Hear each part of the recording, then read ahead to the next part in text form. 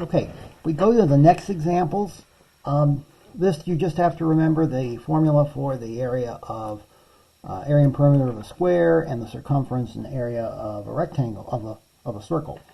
So in this case, we're asking, we have a circle inscribed in a square, and the circle has radius r, and we want to write the perimeter and area of the square as a function of r.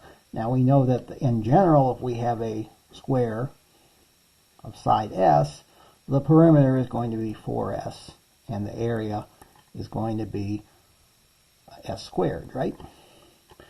Okay, but what is this? Well, we can see that, in fact, we want everything in terms of r, and we can see the relationship here. We can see that this distance from here to here is going to be r as well, right? Because r is the radius of the circle. So the distance from here to here is going to be r, which means that the length of the side is going to be 2r. Okay, because obviously this distance and this distance are the same, right?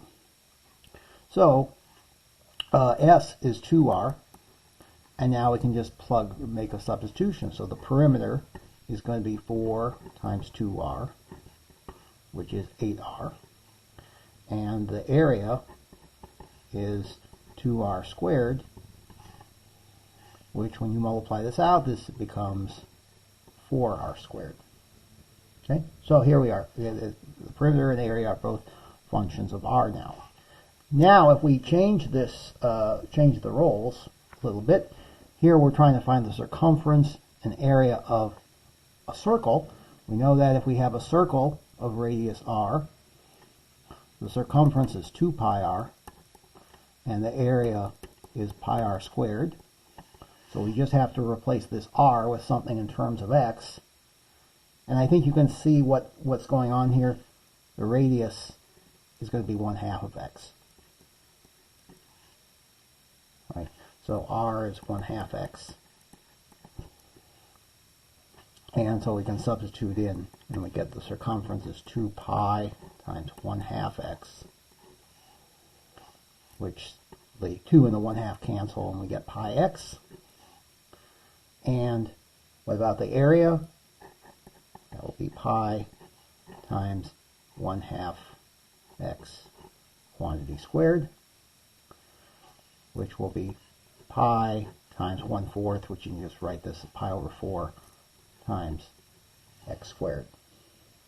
Okay, so that would be the area of this circle as a function of x.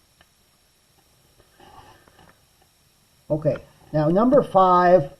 This is it's going to be a little bit different. This requires a little more work. And as you can see, I didn't leave us enough space, so just bear with me. We have a 10-foot piece of wire cut into 2 pieces. The first piece is shaped into a square, and the second piece is shaped into a circle.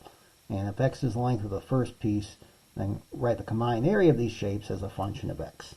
Okay, so if these are our 2 pieces of wire. Okay, this length of this first piece is x.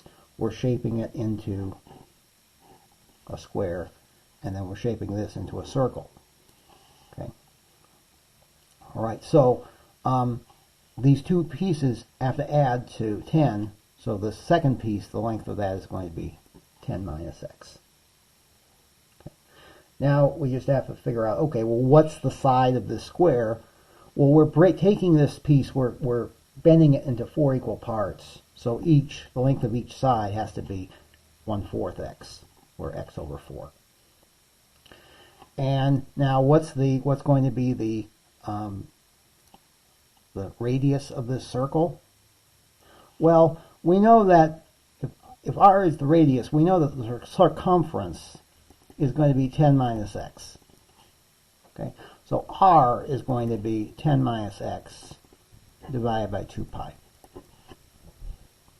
Okay, so our combined area is, well, the area of the square is going to be 1 is x over 4 quantity squared. And then the area of this circle is going to be pi times the radius squared, which is this.